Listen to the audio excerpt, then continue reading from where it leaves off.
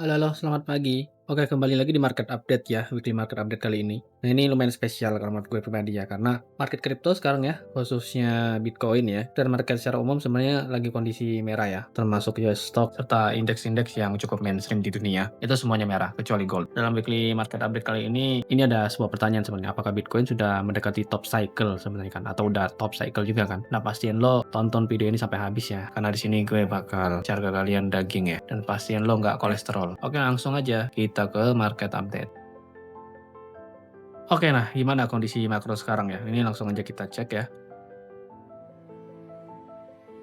Nah, beberapa hari kebelakangan ini gue sempat ngeliat ya, money flow itu kira-kira mengalirnya itu kemana ya. Kalau kita lihat sendiri ini, gue bakal coba compare sama DXY ya. DXY ini artinya dollar index ya. Nah, dollar index ini mengindikasikan bahwa sekarang ini dominasi dolar itu keadaannya kayak gimana sih. Di sini gue bikin ya percentage di sekitaran 1 minggu terakhir. Kalau kalian lihat, bahkan ya DXY gitu ya. Apalagi aset lain seperti Nasdaq ya. Kemudian ada HSI ya, Hang Seng Index, terus SPX gitu. Terus kita compare juga dengan Bitcoin. Nih kalau kalian lihat ini minus semua nih. Bitcoin juga turun, Nasdaq juga turun. Jadi hampir semuanya itu turun ya, kecuali gold di sini. Kalau kalian lihat ini goldnya selama 1 minggu terakhir lumayan oke ya. Dia mengalami kenaikan sekitar 5% nih. Dan baru 24 jam terakhir aja ini gold itu mengalami drop ya yang cukup signifikan. Nah, sebenarnya kalau kita lihat ya, potensi red cut ini tuh sekitaran 90% akan terjadi ya, 2 kali nih di bulan Oktober dan Desember tahun ini. Kalau di bulan Oktober, ini highly chance 25 BPS ini bakal terjadi ya, pemotongan suku bunga. Kemudian kalau kita lihat di Desember sebenarnya udah sekitar 82%. Bahkan kalau lo mau masukin juga yang 50 BPS ini ya, kita bisa berekspektasi bahwa 90% juga ya akan terjadi pemotongan suku bunga di bulan Desember ini nanti. Nah, menjadi hal yang cukup unik adalah kenapa ya high risk asset itu justru malah jatuh ya, sedangkan orang-orang itu udah tahu nih akan terjadi 2 kali rate cut.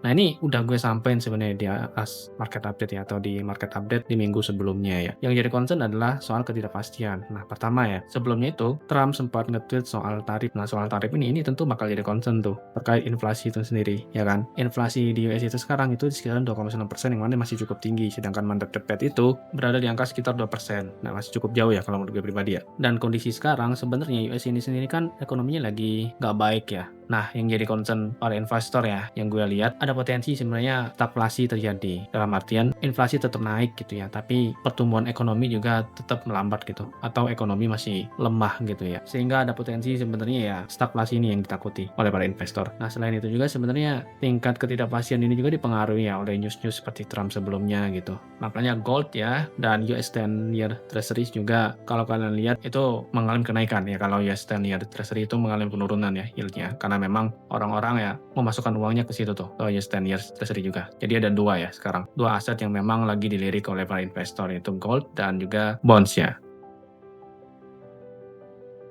Nah, buat yang masih bertanya-tanya nih soal tarif Trump sendiri. Nah, ini kan kalau kalian memantau ya, beritanya sendiri itu udah keluar bahwa likely chance juga sebenarnya tarif 100% ke China ini akan terjadi ya. Sama seperti sebelum-sebelumnya lah ya. Jadi ketika Trump itu udah mulai nge-tweet gitu kan, apalagi yang terkait dengan ekonomi ya pasti bakal langsung berdampak di detik itu juga ke market. Ya ini sekedar permainan narasi aja ya kalau menurut pribadi. Tapi ya tetap ya, orang-orang di belakang itu rata-rata udah pada siap. Karena kalau kalian lihat sendiri nggak mungkin ya ada orang yang tiba-tiba nge-short, terus beberapa menit, beberapa jam kemudian muncul news ya yang tidak kita duga-duga gitu. Jadi kalian nggak boleh naif di dalam market ya. Tapi kalau semisal urusannya soal tarif, kalau menurut pribadi ini terkait tarif 100% ke China ini menurut gue ini udah nggak akan berlaku lagi ya di 1 November. Tapi isu-isu soal tarif ini menurut gue ini tetap akan ada ya kelanjutannya. Karena ya kalau semisal orang-orang ya terlalu mudah untuk menghasilkan keuntungan, ya semua orang udah pernah kaya gitu.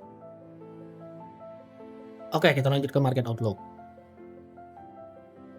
Nah, kita mau ngelihat XAU dulu ya, atau gold ya. Nah, gold ini kalau gue lihat ini pattern-nya mirip juga nih. Di sekitaran sini dia kan sempat drop ya, lumayan signifikan. Kemudian konsolidasi, dan dia break ya di area resistance sebelah sini. Nah, selama sebenarnya dia bisa menjaga area supportnya ya. Serta kalau kita lihat ini kan dia masih ada striking dynamic EMA. Artinya dia tuh masih dalam uptrend ya. Nah, selama garis ini tetap dijaga ya, dia tetap berada di atas area ini kita masih berekspektasi bahwa gold masih bullish. Nah, sama halnya ketika di area ini. Drop cukup jauh ya untuk XAU ya, dengan cukup signifikan ya. Kemudian langsung bounce ya ya, di sekitar area sini ada rejection cukup kuat yang bertepatan juga sebenarnya di area dynamic EMA juga nih. Nah, ada potensi sebenarnya kalau misal gold ya tetap bisa mempertahankan area ini, kita bisa melihat gold akan konsolidasi ya, mungkin konsolidasi terlebih dahulu seperti ini. Kemudian risk asset nanti seperti kripto ya, US stock itu nanti bisa jadi recover ya. Karena untuk sekarang itu korelasi gold terutama dengan Bitcoin itu sekarang negatif gitu. Jadi untuk gold sendiri ini bisa jadi ya opsi yang cukup oke ya untuk trading. Dengan area invalidasi kalian bisa set di bawah sekitaran sini nih. Dengan target, nah ini target pertama bisa di resistance area sini, kemudian target kedua itu di area sini, dan ketiga itu di sini. Nah ini cukup oke menurut gue untuk gold ya. So far masih bullish kalau kita lihat dari H4.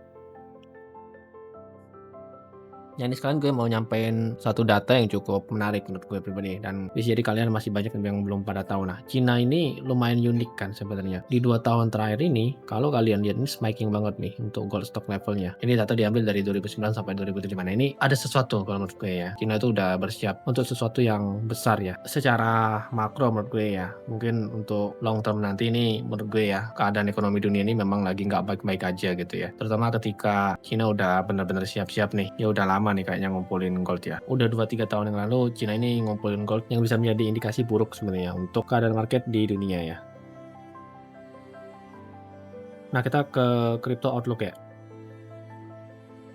Masih ada hubungan dengan emas sebelumnya. Kalau kita lihat dari Bitcoin correlation ya, ini gue ngelihat dari BTC percent correlation 30 hari terakhir ya. Kalau kalian perhatian di sekitar tanggal 25 September sebelumnya, korelasi dari Bitcoin ya dan gold itu sampai di bawah 0 atau negatif ya. Bahkan ini hampir mencapai -1. Nah, kalau kalian lihat ini menjadi bottomnya untuk Bitcoin. Dan pada bulan awal Oktober kan kalian lihat nih, korelasinya jadi sangat positif ya. Artinya gold dan Bitcoin itu sangat berhubungan. Nah, kalau kalian lihat ini justru malah menjadi peaknya dari Bitcoin ya. Bitcoin membuat new ATH ya kan, secara korelasi juga dia negatif, tapi pada akhirnya itu justru malah menjadi top untuk Bitcoin ya. Nah, menurut gue pribadi ini ada chance ya bahwa korelasi Bitcoin terhadap gold akan menjadi negatif kembali nih. Nah, bisa jadi nanti untuk range ideal kalau menurut gue pribadi ya, kalian melirik Bitcoin kembali ya, atau mulai mempertimbangkan agresif kembali untuk Bitcoin itu ketika nanti korelasinya bisa jadi negatif di sini. Itu untuk Bitcoin dan emas ya. Kalau kita lihat dari sisi Bitcoin correlation ya, BTC percent correlation ya nih.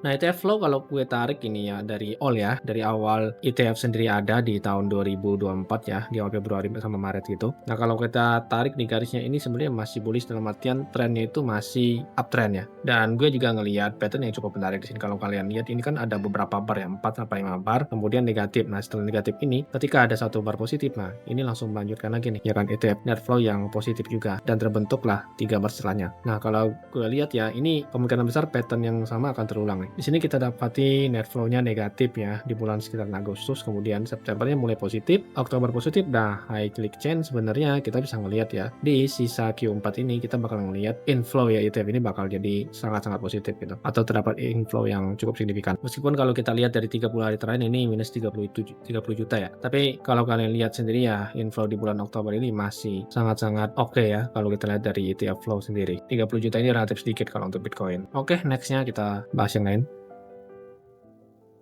Nah, dari sisi short term ya, ini gue ngelihat data dari liquidation heatmap dari CoinGlass ya. Ada beberapa area yang butuh kita perhatiin. Pertama di sini, ini liquidation-nya cukup tebal ya. Dan di area sekitar sini, ini menurut gue pribadi ya, sooner or later kita bakal ngelihat ya, Bitcoin itu koreksi ke sekitaran area di bawah sini nih ya kan, 103.000 gitu. Dan kalau kita lihat juga dari pattern-nya, ini ada potensi sebenarnya konsolidasi ini. Kalau kita lihat ini ada potensi sebenarnya namanya double top ya. Ya, menurut gue ini kalau kita lihat dari liquidation heatmap, short term ada potensi koreksi ke 103.000. Nah, ini juga gue udah ngelihat dari sisi price action juga. Nah, Bitcoin itu masih konsisten sebenarnya kalau kita lihat ya dari sisi H4 nggak bentuk yang namanya bearish ya, market structure. Nggak bentuk lower low juga, di sini juga lower low, di sini juga udah lower low, dan di sini ada potensi untuk lower low kembali. Dan sekarang Bitcoin itu sedang berada ya di area golden ratio ya, 0,618 sama 0,5. Nah, kalau misal Bitcoin reject ya dari hari ini, tetap nggak bisa tembus di area ini, nah ini ada potensi dia bakal balik nih ke 103.000, 104.000. Ya, secara short term gue ngelihat Bitcoin ini masih cukup bearish ya, apalagi di sini ada wick ya yang udah gue sampein di last market update sebelumnya ya. Memang benar kan, ternyata Bitcoin kembali menjemput wicknya di daerah sekitaran sini nih, dan ini juga beberapa udah kejemput juga kan. Kalau kita lihat juga dari sisi stokastik ya, ini udah masuk area resisten, ada potensi stokastik ini bakal menjadi overbought juga dan akhirnya drop gitu.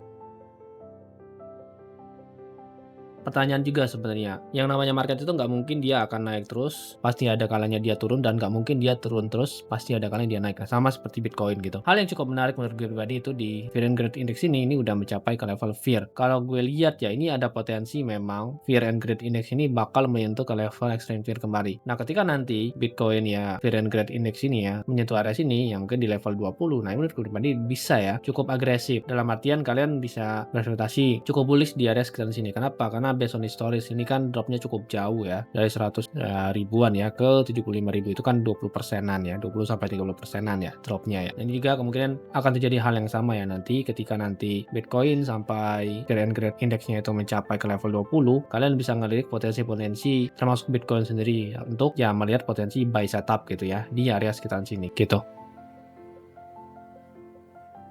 Oke, jadi pertanyaan sekarang itu apakah sekarang itu top? Karena di sini gue ngelihat ada dua ya, ada dua pihak yang percaya bahwa Oktober ini udah mulai top, ada juga yang belum percaya gitu ya. Oke, secara cycle sendiri memang ada yang namanya warrior cycle gitu. Dan bagaimana kita tahu memang yang namanya Bitcoin ini sendiri kan ada cycle-nya gitu kan, cycle 4 tahunan sendiri. Nah, ini dia udah ngebuat beberapa simulasi ya. Ini kalau kita lihat dulu ya dari Monthly. Monthly ini gue pakai ya buat ngelihat view yang jauh lebih clear gitu dibanding kita ngeliat dari sisi weekly dan daily gitu.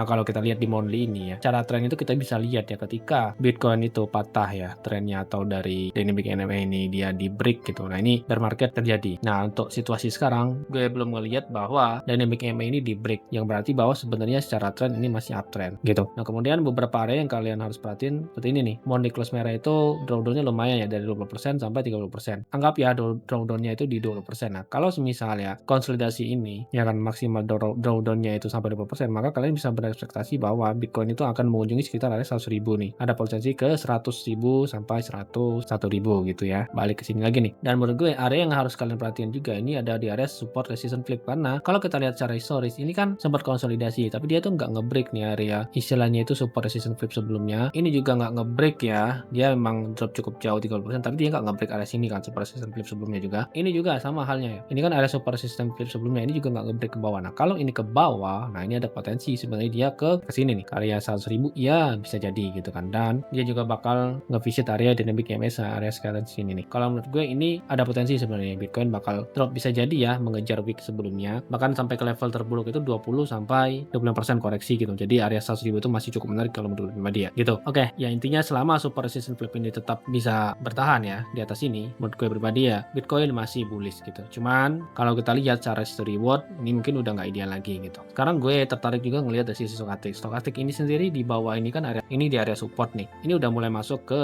yang namanya momentum oversold ya. Ada potensi ini bakal reset, kemudian mulai crossing up ke atas. Nah, ini juga bertepatan sebenarnya dengan dari sisi price action ini udah mulai masuk ke area supportnya juga gitu ya. Dynamic EMA, support resistance flip, dan support psikologis di area 100 ribu. Kalau kalian kepikiran untuk short sekarang, menurut gue pribadi ini udah nggak ideal ya, karena kalau kalian mau short atau sell itu harusnya di pucuk di sini, bukan di sini. Ini udah tengah-tengah gitu kan. Ada potensi dia bakal ke atas, tapi ada potensi juga dia akan ke bawah gitu. Tapi selama yang gue bilang tadi bisa bertahan di area ini ya, ini masih cukup oke. Nah, skenario-nya ya mungkin kayak gini yang harus kalian pertimbangkan gitu. Dari sisi risk reward, kalau misal ini masuk yang namanya itu bear market, nah kalian bisa tarik nih potensi drawdown itu mungkin sampai 60%. Nah, jadi di area sekarang ini area 106 ribu, dropnya itu bisa sampai ke 50 ribu. Nah, dropnya sekitar berapa? Sekitar 50%. Nah, kalian sanggup nggak menahan drawdown 50% kalau misal kalian buy and hold di area sekarang sini? Atau yang kedua, anggap ini ya, ini nggak terjadi nih, ini belum masuk ke fase bear market gitu. Nah, ini kalau kita tarik ke Fibonacci, area-area yang mungkin bisa dijadikan target profit ya, atau area-area yang mungkin dikunjungi oleh Bitcoin itu sendiri di area 130.000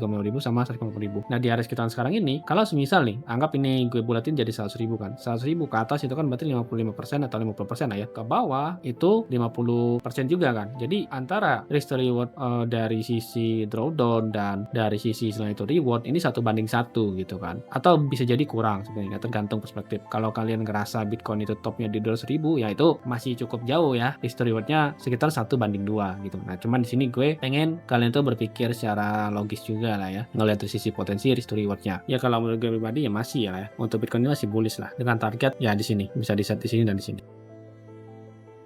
Nah, ini kalau kita lihat data dari sisi Polymarket ya, atau betting platform sendiri, sebenarnya market partisipan itu masih rada bingung gitu, belum ada yang cukup dominan. Seperti yang kalian lihat di sini kan paling tinggi 100.000, cuman ini votingnya pun masih di bawah 50%, artinya bukan mayoritas. Nah, di bulan Oktober sendiri, ini jadi hal yang cukup uncertainty ya, karena biasanya betting platform kayak Polymarket ini akurasi cukup tinggi gitu ya. Keadaan sekarang market partisipan itu masih benar-benar bingung antara apakah Bitcoin itu bisa di atas 100.000, di bawah 100.000, atau bagaimanapun masih jadi kebingungan gitu kan. Oke, ini next-nya kita lihat dari sisi altcoin bagaimana ya. Kemarin juga gue sampein sebenarnya ini masih ada potensi penurunan jauh lebih lanjut kan. Ini persisnya ngebuat wick di sini dan kalian bisa lihat kan di sini dia udah mulai mengejar wick ke bawah nih. Kalau kita lihat juga ini secara tren ini udah patah juga ya. Kalau kalian bikin trendline di sini ini udah break juga. Ya potensi support pertama tuh di sini dan keduanya di sini ya. Nah, area bidding paling ideal menurut gue pribadi itu di area sekitar sini. Kalian bisa lirik ya altcoin yang menurut kalian cukup kuat gitu ya, atau kalian punya high conviction di situ ya yang lagi terdiskon, kalian bisa bidding ketika nanti others berada di area sekitar sini nih. Atau kalian bisa ngelihat altcoin secara umum nih ketika nanti others berada di area sini. Oke, itu untuk others di sisi weekly. Nah, ini gue ngelihat dari sisi short term others ya. Ini others mirip banget ya patternnya seperti Bitcoin ya. Kalau kita lihat di H4 itu masih konsisten nggak bentuk namanya bearish market structure low low dan low juga. Oke, dengan area invalidasi di sekitar sini. Selama others nggak bisa flipping ya di atas area 263 billion, kita bisa ngelihat bahwa others tetap akan melakukan penurunan jauh lebih dalam ya. Dan di sini juga kalau kita lihat ya, stochastic juga udah mulai masuk ke area resisten, ada potensi dia reject atau drop di area sekitar sini ya. Target terdekat kalian bisa lihat di area 228 billion gini atau di area sekitar support sebelumnya juga bisa. Untuk others sendiri menurut gue pribadi ini masih belum bullish lah ya. Ya bisa jadi sebenarnya nanti dia bakal ketarik dulu nih ke atas gitu kan. Bisa jadi sampai ke level sini juga, tapi endingnya nanti berekspektasi bahwa others akan mengalami penurunan jauh lebih dalam ya di area sekitaran sini. Oke, segitu aja market update dari gue. Jangan lupa kalian join juga ya di grup Discord karena di situ gue sering ngasih market update dan jangan lupa follow sosmed gue lainnya. Thank you.